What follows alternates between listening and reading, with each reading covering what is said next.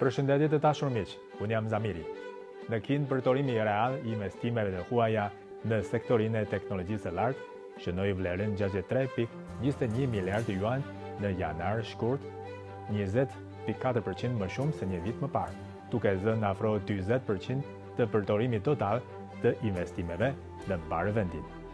Është vërtet që vitet e fundit, kompani të shumë kombëshe në Kinë kanë ngritur bazat prodhuese të tyre në vendin e origjinës inovacionit.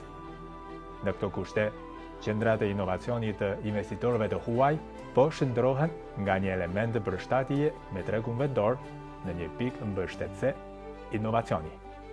Vjet në Kinë janë krijuar 14.000 kompani me investime të huaja në fushën e kërkimit shkencor dhe shërbimeve teknologjike me një rritje prej 27.2%. Përdorimi real i investimeve të huaja në kërkimin shkencor dhe shërbimet teknologjike përbën rreth 1/5 të përdorimit total të investimeve të huaja. Kjo përqindje është rritur në mënyrë të qëndrueshme për 7 vjet radhazi dhe është 3.8 herë më shumë se në vitin 2018. Shumë kompani të famshme ndërkombëtare si Roche Diagnostics, AstraZeneca, Philips, Porsche dhe Schneider Electric i kanë vendosur qendrat e tyre të kërkim zhvillimit në Kinë. Për shembull, kompania holandeze Philips në vitin 2022 krijoi qendrën e inovacionit në Shenzhen të Kinës Jugore, duke u fokusuar te produktet e jetës së shëndetshme. Përveç Shenzhenit, kompania ka krijuar edhe 2 qendra të tjera inovacioni në Shanghai dhe Suzhou, me synimin që të përshpejtojë përhapjen e inovacionit realizuar në tregun kinez edhe në tregun global. Një shembull tjetër është kompania franceze që quhet Schneider Electric. Në vitin 2021, ajo themeloi qendrën e kërkimit të softwareve dhe qendrën e inovacionit shkencor të sektorit elektronik. Në vitin 2023, ajo krijoi laboratorin AIS. Vitin e kaluar, në Pekin, kjo kompani franceze krijoi edhe qendrën e inovacionit për lokalizimin e teknologjive. Besimi i investimeve të huaja vjen nga politika e qëndrueshme në Kinë.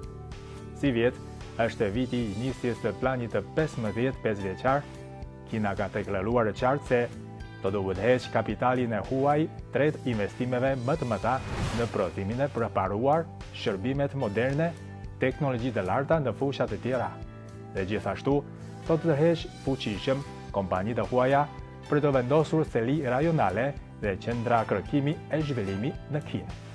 Në muajin shkurt, Kina deklaroi që do të vazhdojë heqja tarifave doganore për qendra kërkimore me investime të huaja, si edhe heqja tatimit mbi vlerën e shtuar dhe taksave të konsumit mbi importin e materialeve kërkimore. Krahas politikave mbështetëse, edhe tregu kinez ka edhe një sistem të plot industrial, talente cilësore dhe skena të pasura aplikimi. Kjo do të vazhdojë të tërheqë më shumë kompani ndërkombëtare që t'i vendosin punët e kërkimit e zhvillimit në Kinë dhe të ndajnë në mundësitë e zhvillimit bashkë me Kinën.